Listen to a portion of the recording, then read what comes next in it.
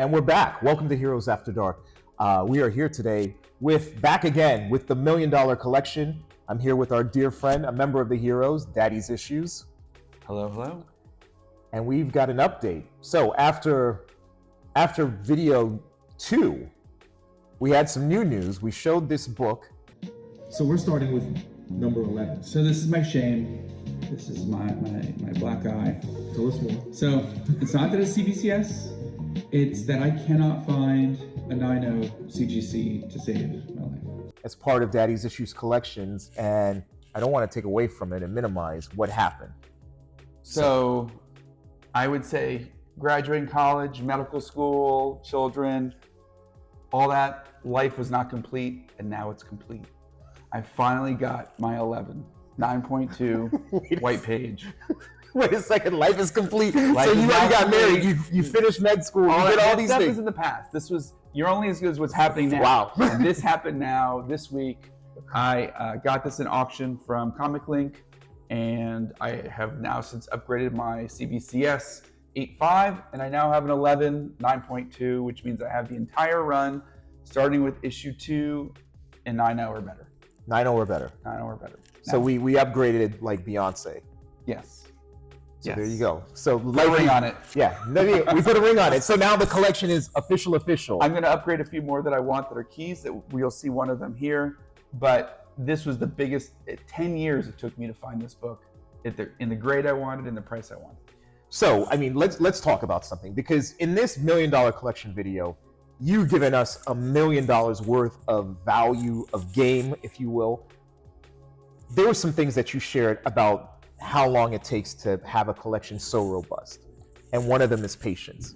So you were willing to wait 10 years, despite the up and down of the market, to finally complete it. Yeah, I think that I had to make choices too, right? You know, I would like to say that, you know, income is infinite, but it's not. So sometimes I was put between, okay, do I want to upgrade this or upgrade this? And some things are just as rare. This is very, very rare, but some things are more desirable. So you have to kind of weigh that in and say, okay, this is not quite as rare, but I think the demand is going to go higher and stay higher. Whereas this was not a key other than its rarity, I would say. I mean, it's a second Doc Ock, but I think that there were other books that had true key issues with them that I was like, if I don't get this and that person, it becomes a big, I will never get it. So tenacity is definitely one of the keys, amongst the keys, if you will. And I think you also have to be aware, you have to have that, something that gives you that knowledge, say, I think that this is gonna be better than this, and get it right. You know, I had to gamble between this and an annual one. Ooh. And I thought the annual one was gonna be a harder grab in a 9.0 white page than this was gonna be at the time in a 9.0 white page. And I think I was wrong in the sense of availability, but I was right in the sense of price. Because I think the annual 9.0 is ridiculous. Yeah, it's rare.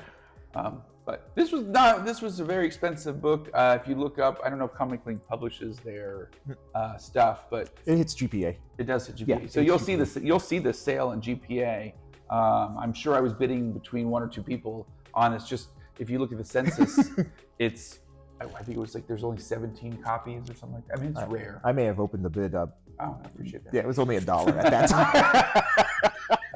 I left off after 5. So, and then I haven't looked to see, but I know that there was an auction that has a Spider-Man 9.0. So that's going to be the next. If I do that, then I truly have Spider-Man 1 through, you know, my goal ultimately 1 through 300, all 9.0 or better.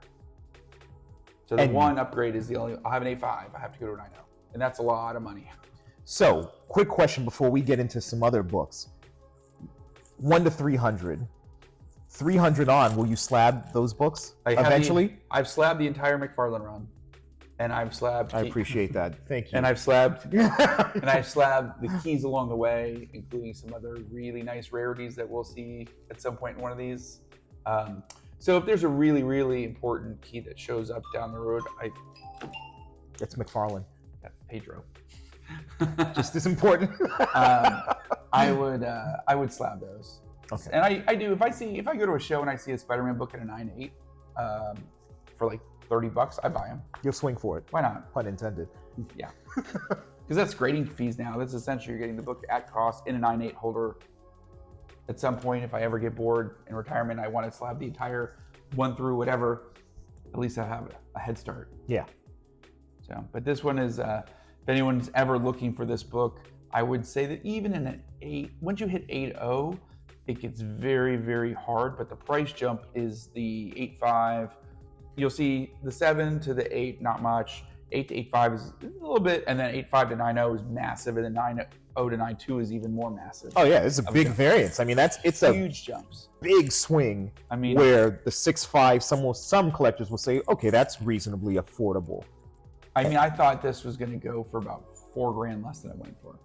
Wow. So just to put it in perspective, I thought this was going to go for about $15,000, give or take. That's 3 zeros. 15 grand, yeah. That's what I thought it was going to go for.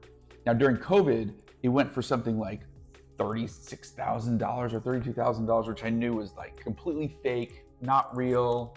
Don't bite. And then this. And so we should talk about what I had to do to get this book. I had to sell a baby. OnlyFans?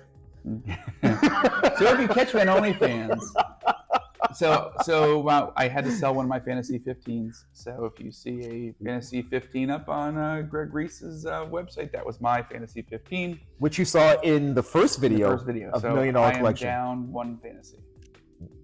Which one? Wait, it was what was great on that? 3.0. The 3.0. Okay, so the 3.0 out of all the other grades. But it was a good 3.0. I mean, it was off-white white. It presented well. It had a little bit chipping, but not major chipping. And it needed to be cleaned. I don't think it would upgrade it. I think it was just a very solid 3.0. It was an old CGC label. Old on that. label. Yeah. Mm-hmm. Okay. So I have a 2.5 still, which is a UK, and I have the 6.5. So you still have 2 out of 3 to then. Oh,Ll replace the 3.0. Of course you will. Of course you will. That's why this is $1 million collection. So we have a mid-size used car. Yeah, pretty much. And so it's interesting because someone said, "Oh, why don't you go sell the 8.0 copy?" And I think actually I already sold it, but I think it's not going to really do much to the cost because you can get an 8.0 for $2,000, $1,500. I was like, it's not really going to defer much. It's a 10% of the value. Yeah. Which to put in perspective, think about that. To go just up from an 8.0 to an 8.5 to a 9.0, 9.2, it's like 10% value. That's it. Wow. It's a crazy jump. So now I'm genuinely curious, when it comes to the transaction, were you nervous when you see the book? Obviously you have this euphoria, you won the book, win the auction, and then you think, did it run through your mind, is something going to happen when this book is in transit to get to me from their location? So actually, it's a very good thing. So a couple of things. So I called Alex Reese and I said, "Hey, when I ship this to you, what do I do about insurance?" He goes, "We have our own insurance." Really? So as soon as we paid for the book, it's covered under our insurance. So me shipping to them was covered under the insurance. And Comic Link, I called them and I asked them and they said, "You don't have to get insurance. We have our own shipping insurance." So in transit to me, it's insured. So nothing in any of those things was not insured for full value. And they sent it immediately overnight, no 3-day or yeah. It's not sent like UPS ground. Yeah, they told me 2 days and I actually got it in a day. Okay, fair enough. Yeah, I think I paid noon and I had it the next day by 5 o'clock. And signed. I had to go sign for it, yes. Okay, good. Yeah. All right, so there was nothing in the transaction where you felt the least bit of trepidation. My trepidation was when I saw the price starting to jump. I was like, "What am I going to do to afford this?" And I started to figure out what I was going to sell, and I had made connections. I'd already kind of hinted at a few people about the book, and then when I saw the auction jumping, I called and I said, "Can you get this? If I do this, can you buy the fantasy?" Straight away. And yes, and they were the only and Reese was the one that said yes. Shout out to Reese. Salute. Reese's Comics. Yes. Shout out to you.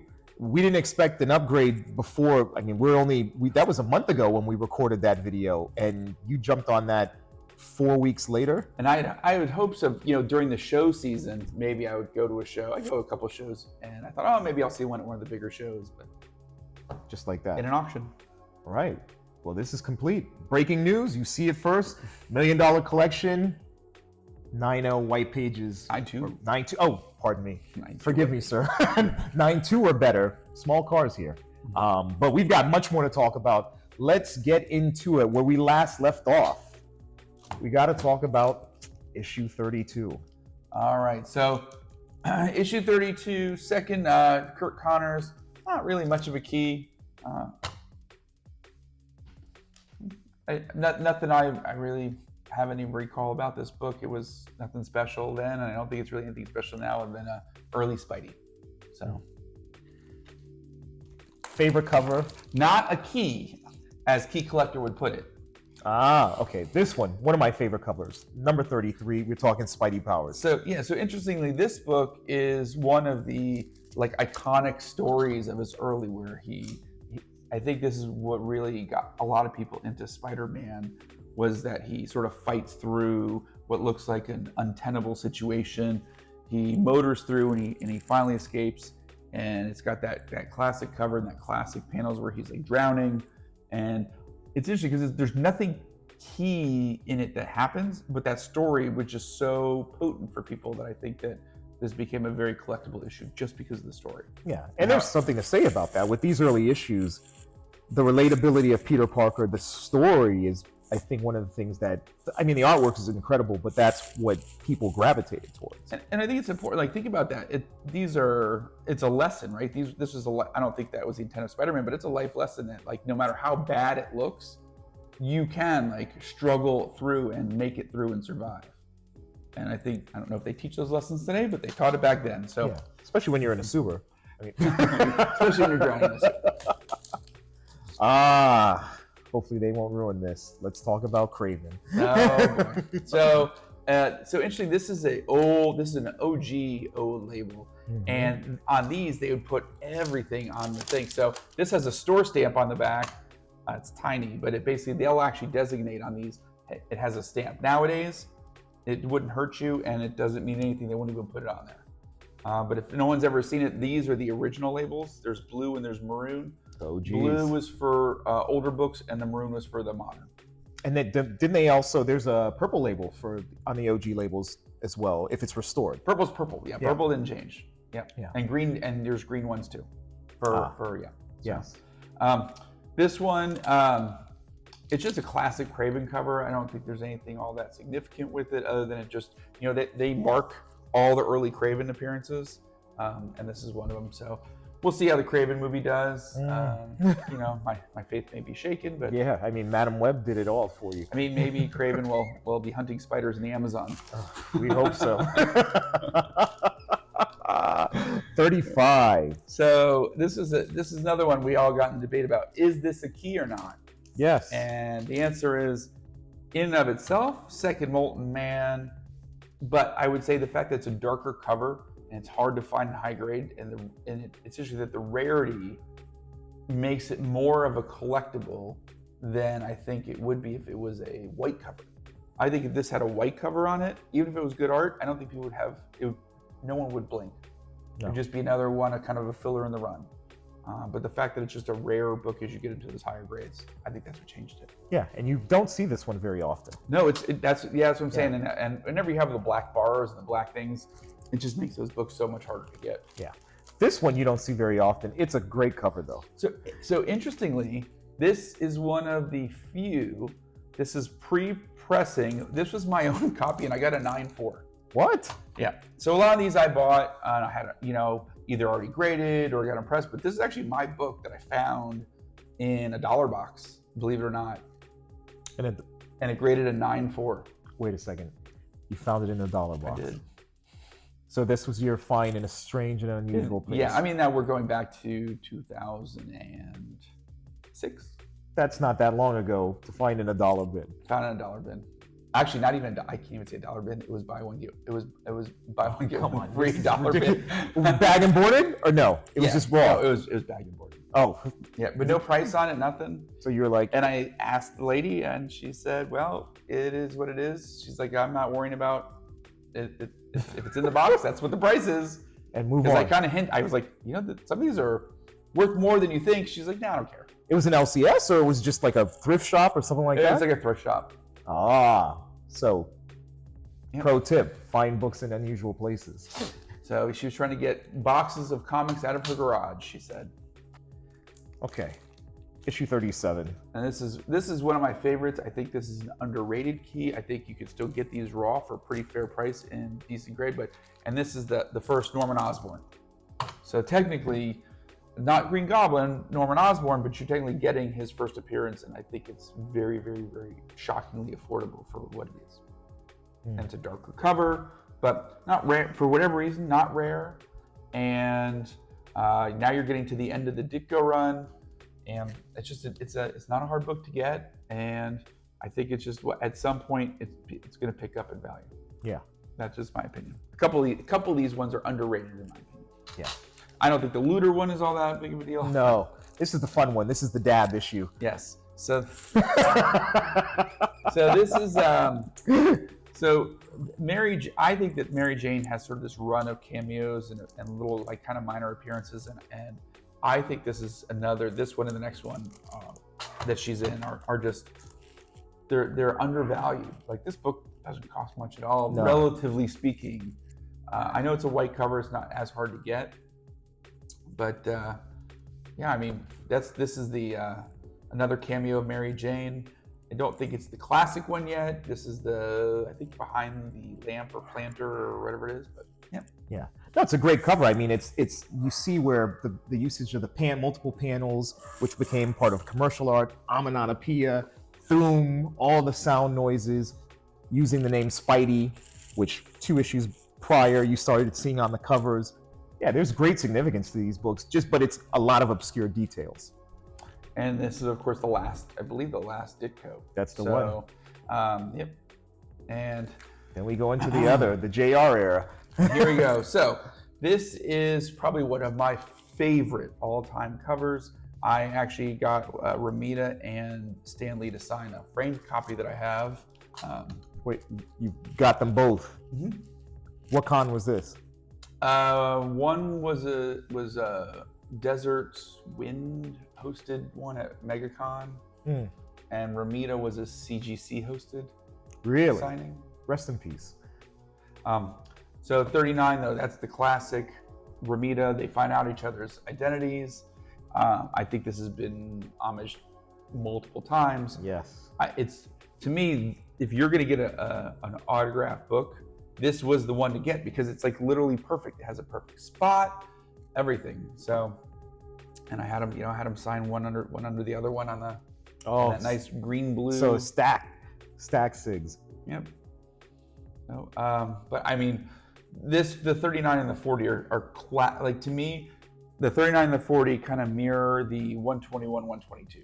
Agreed. Right? There's just something about them that you got to get the pair. You don't just get one. You got to get 39, 40. You got to get 121 and 122. Or even 298, 299, 300. Same. Those three. Those are the ones that if you're for a collection, I love these two. 121, 122, same thing. Yep.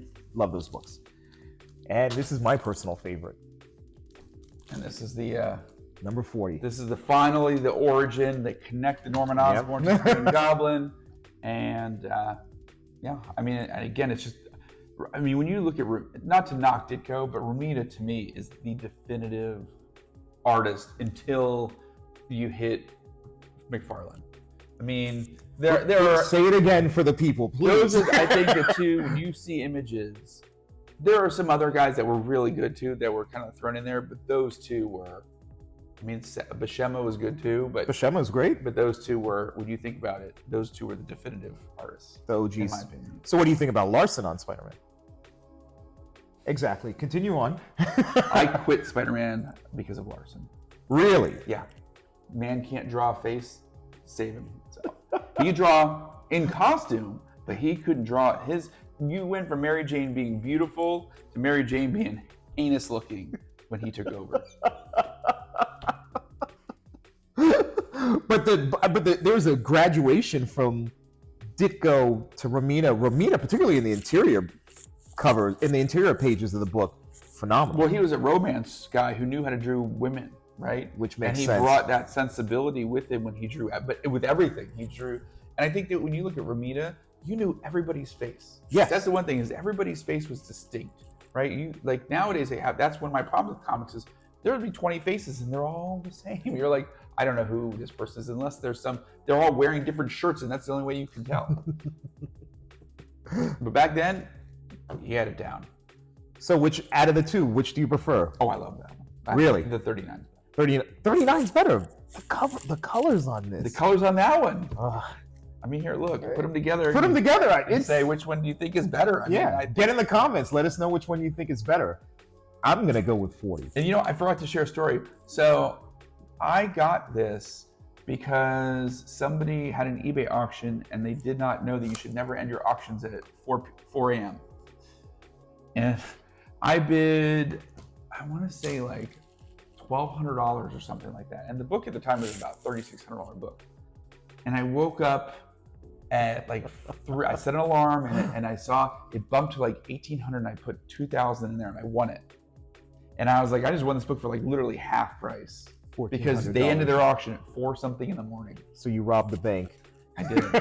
Somebody else had the same idea, but I don't think they were as sharp as I was at 4 a.m. because they bid too early. It was like 20 seconds to go, and I was like, got it. No, I think there's validity to that. I was talking with Comic Champ about getting up early and being out looking for collections, being out doing things that a lot of collectors aren't willing to do. And you even said it to us, the obsessive compulsion does pay off in some regards, not all regards, but if you're willing, and if you can like set an alarm and just get up and just be focused for 5 minutes, it pays off sometimes. Think about it. There's only going to be 2 major markets where there's going to be massive bidders, right? You're going to have your California, maybe if you even include Texas, you got New York. Yeah. So if they put it at some odd time that's going to be offset for those 2 markets, you're not bidding against as many people. Yeah. And so I think when your auction closes at 4:43 in the morning, you've missed the midnight people who went to bed in California, and the people in New York aren't getting up yet. Yeah, but you did. I did. I've also had a few that I slept through the alarm on, but we're not sleeping. Love this book. All right, now this is going to be wildly underrated. I would say it used to be underrated. This is a really, really hard book to get in high grade. This is probably one of my last keys to go from the like 8.0, 8.5 to the 9.0. And some of it was there was a dealer that would bring one to every single show. In a high grade? In a 9.0. And at the time, this book was, I want to say about $600 or $700. And he had $1,000 on it. And I said, can you come down? Like, I'll go 100 over current, when it's on eBay, this is the sales or GPA. And he's like, I don't believe in that eBay. And GPA was new. He goes, I don't believe in that GPA. I know in New York, I can get this price. And so he never budged. This is not his copy. I eventually just went and got one in an auction. And I think I overpaid. I think eventually by the time I got to it, it was about $950. Wow. Which is ironic because that's probably what I would have paid him way earlier. So it caught up with me anyways. But I mean, to see a 9.0 or a 9.2 in this book is just not very common. And I think those prices have steadily climbed, although not as crazy as it was during COVID. I think that you'll see that these books, 9.0 or better, aren't going to really change. So I'm curious, at this point in time, are you trading books? Because you're doing a lot purchasing on auctions. Are you trading things out or swapping? I would say that most of these books, as we get into the higher numbers, were only $400 or $600 at the most, right? If I get a really high grade, then I could go, okay, I'm going to buy one a month, and just every month I would just put money aside and get one. It wasn't like the early numbers where I was like, okay, I got a plan for this. If I get my bonus, I'll go get one, or I'm going to trade. I got to trade into it. These was just like, oh, I'll just go buy it, Yeah. This one was one that I was kind of hunting for a while, and so I knew when it was time. I was like, okay, time to pull trigger now. The funny thing is, you could buy I would say between a 3.5 and a 6.0 on eBay. Buy it now, it's $50 all day long. Incredible. And so when $50. $50. So at some point they crept up, and I went and bought, I want to say like 7 or 8 of them. Are they still available? They're gone. Oh no! I pressed. At that point, pressing was. But when I did this, pressing was now starting to come where it was acceptable, and I had to press. I taught myself how to press. And I pressed myself, got them graded. Most of them came back, I would say, 4.5 to 6.0, and I kept 160 and I sold the rest for probably 4x of my money at the time. Wow. Or more. And now that's whoever got those books has still made a killing because Oh yeah. I mean, think about like $300 for a 6.0. For me, that was great. I paid $50 and I pressed it myself, and CGC at the time was $20 to grade it. So it was good. It was a good way to trade, and it was funny because dealers always wanted the book. It was a very easy book to trade in. And now we're getting to another sleeper key. Sleeper key, Mr. Jameson. So this is the classic Mary Jane. Face it, Tiger. You hit the jackpot. This is the book. I think this is completely underrated. This is a 9.4, and I don't think I paid very much for it, even after it became a little bit more popular. Now I do think that Venomized copy really jumped this one a little bit, but this is another one where you can find this. You'll find it in comic stores. It may be a 5.0, but it's not expensive, and I think it's very underrated. This one and the next one. So, but now we're going to here. This is if I see this one, this is dirt cheap a lot of times, and this is got a couple important things in it. It's got Mary Jane's first full appearance and the origin of the Rhino, and so to me, again, I think that this is another book that you can get for not very crazy money, and that there's 4 issues of Mary Jane. You've got 25, I think, is where she's mentioned. Then there's the one where she's in the shadows. Then you've got the one where she's behind the lampshade, and then you've got the Face of Tiger panel, and then you've got this. So now, from your perspective, we've covered quite a few of the books in this run. You named 2 that you would absolutely, you like 39, I like 40. That's a whole other story. What about this portion of the run? Because it's not tremendous in terms of keys. I think the question A would be, how do you define keys? So I think that you can't say just because it's a first appearance or just because, I don't know, whatever happened, it's a key. I think there's a lot of things that go into it. And I think that people throw key out there oh, this is a key, this is a key. It's no, those are not keys. The first appearance of Mary Jane, I would say, that's a key. Yes. But, your third appearance of the Lizard is not a key. It's okay, it's notated. It may be an important issue in the storyline. It is not a key. So now, I've heard people use this term, it's a triple key, or because there's multiple things, and it's what does that even mean? I think that before Key Collector, it was just key, minor key. Yeah. Or, it's got a first appearance. Yeah. Right? But it wasn't ever, hey, it's got a little bit of significance because of X, Y, or Z, or hey, it's rare. No one called it a key because of that. That was reserved for your keys. It was X-Men 1, that's a key, But it's interesting. I didn't even hear that terminology as a collector, as a kid. It was just, first appearance. It was always attached to an appearance. When I got back into comics, all I started hearing was keys, keys, keys, keys, keys. And I remember not knowing what that meant, because there would be things that were, to me, they were insignificant, but people identified them as keys. Well, I think that it was this hype train especially during COVID, that as soon as you say this is a key, it was FOMO would go and people would just go nuts and I got to get that book. It's a key. And you're oh, that's not, nobody cared. Oh, it's the first meeting of She-Hulk and Armadillo. Nobody cares. Nobody cares. This is not a key. Yeah, sure, you can designate it. Okay, maybe one day if suddenly Armadillo becomes the major guy, okay, maybe it'll be, but no, it's not a key. So I'm not trying to throw shade at anybody, but if we got East Coast, West Coast going on, so be it. All right, well that was 43. Yeah. All right, let me slide the next stack over. Now we're gonna fly through some of these because I don't think there's anything important at all in them. So is this a key? No, not a key. But if you like the Lizard, I think you want to get the 6, and then you want to get this in the next issue because it does kind of complete the run.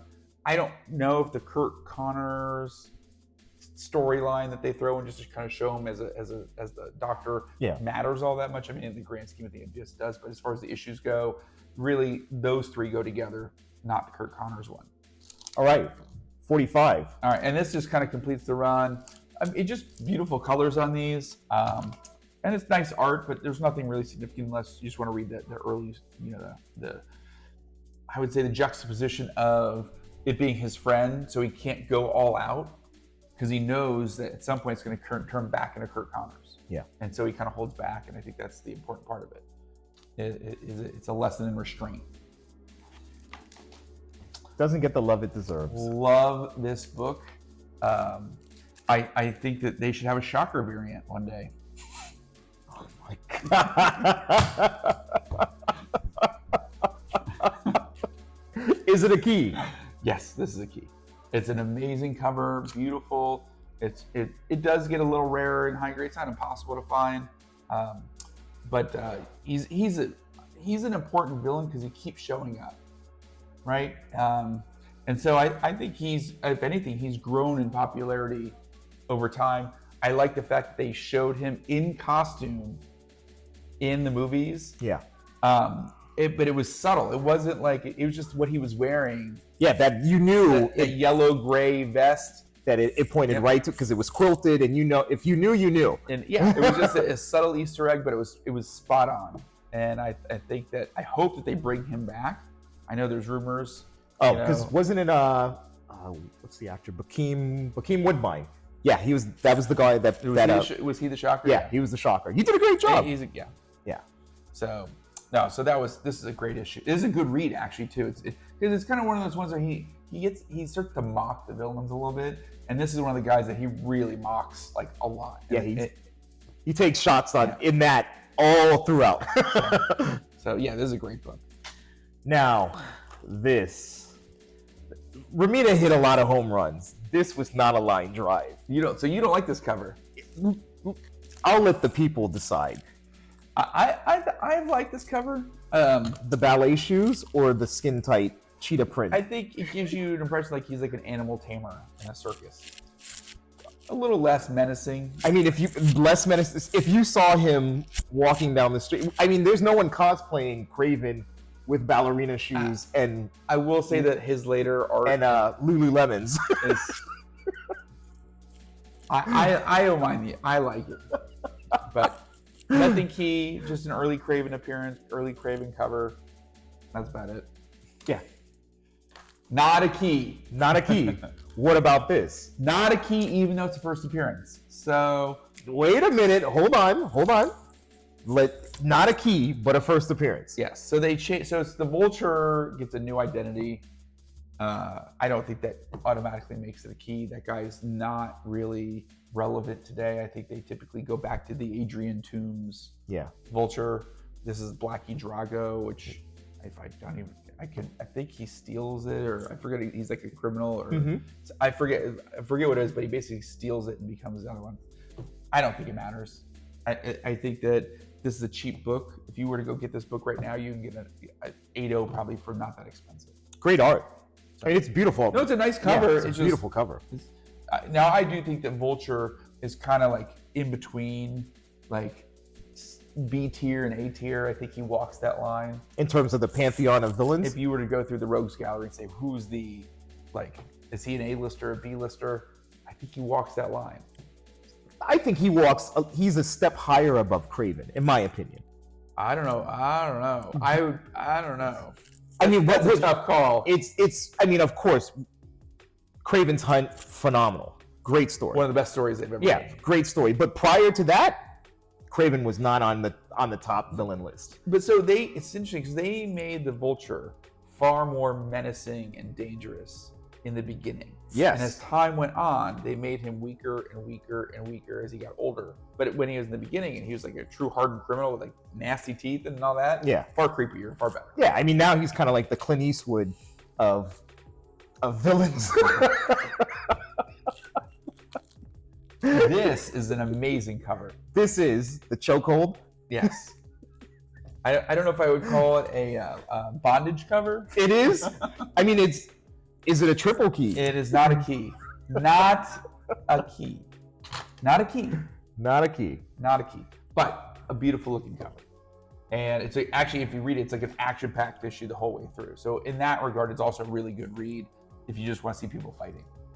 And as a kid, this was actually one of the first issue, not this copy, but this is actually one of the first Spiderman I got in my whole life. So, and I have it still. It's probably a 1.5. Tattered. My grandmother got it for 10 cents at a flea market. Wow. Back in subscription crease. Oh, it just wrinkled. And stained. And she got it for me in 1980. 1980. She found it for you. Yep. And you still have it. Still have it. Bagged and board? It is. Mylar? Kind of. Kind of. It's like not a Mylar. Grandma, like, you didn't hear this. It's like, because it's kind of like not flattened. Oh, so I had to get like a looser bag. That was not one of the books you were pressing at that time. No, you can't press this thing. But I kept it for memory's sake. I mean, you still have it, so still a goodie. I got about the 6 or so issues that were like the kid issues that I had. Yeah. I have 121, 122. I actually sold the 121 to get a better copy, but the 122 I kept the junk copy that I had as a kid. I love it. All right. This is a big daddy. This is the one. All right. We got to number 50. Shout out to 5-0. And love you. This cost me a pretty penny back in the day. I did get this before the show, and I knew that it was going to be a lot of money to get. You don't see the 90, 92s. It's very interesting. This book presses really, really well. Mm-hmm. So if you have a copy that's in that 7.75 range, you think it doesn't have like bad defects, the colors become brighter and it holds that press really well. So I've gotten my own copies and pressed my own copies this back in the day when I would do that stuff, and they all upgraded. It was an easy press, I would say. Now, I know one of the heroes, our super producer, I love this book. Every time I talk about this book, he's like, not interested. It's okay. And I love, yes. Comic Champ does not get in the comments and let him know. This is a beautiful cover. This was the script to the movie. This was, but he doesn't like the cover. It's a great cover. That red, it's phenomenal. He told me, he was like, the cover is mediocre. And I'm like, Romita hit a home run. Craven, he didn't get, that one not so much. This is one of the best stories. Again, it teaches the lesson. His powers kind of start to go wonky on him because his faith is shaken. That was a great issue. Yeah, and been homaged so many times. So let us know which one you think is the key. The Peter Porker issue is amazing to this. Oh, you're just hamming it up. No. I see what you did there. All right, so we hit number 50. We hit the milestone. But wait, there's more. We got to talk about this next issue because this is just as important in terms of the story arc and, of course, part of your origin, your hero or villain arc, depending on what you bought on eBay that month. This is the conclusion of that Kingpin story. And I actually will give a shout out to Mario. Which one? Super? No. Oh. Mario's comics. I did not get a lot of books from him, but this is one I got from him. Really? Yes. This is a beautiful copy. So yeah, he picked it up at a show, and he said he did a fast grading from CGC when they used to go to shows and grade it, and I told him if you get a 9.0 or better, I'll take it. And he did. And he did. So one last question for someone. I mean, we've showcased 1 through 50. These are some of the, including AF-15, Amazing Adventures. This is the core of Spider-Man, the kind of the nucleus, if you will. If you're just getting in, someone who's new to comic collecting, where would you start? If as early as you can. So you would go to 50, or you would go to the more. I'm saying you go as early as you can. Like some of those early ones that are not like major keys, but you can get them in a decent grade. I would start there. Yeah. And then start to slot in the holes as you go. Because you can get some of the ones like the 21 or 22 that are not as important. You can get those in a good grade for, pennies on the dollar compared to the keys. And then eventually you save up and you buy the ones that you want. Even if you have to buy them low and upgrade over time, and maybe you'll get lucky and find one in a dollar bin or at grandma's, garage sale one day. Who knows? So that's it. 1 through 51. We hit it. We hit the hallmark. If you like what you see, first of all, hit the subscribe button. Better yet, smash the subscribe button. You need to be part of this like the Daily Bugle. Get it into your inbox every time there's a new video. We've got much more to go. Please leave a comment. And thank you, Daddy's Issues. Thank you again. Incredible. Congratulations on the new news. We broke it here first. Shout out to Reese. Shout out to Comic Link. Mario, he's super. And the next two upgrades I'm gunning for, the 31 and the 41, but I usually take whatever comes to me, but that's what I'm looking for. If I can find them. All right. And on that note, salute.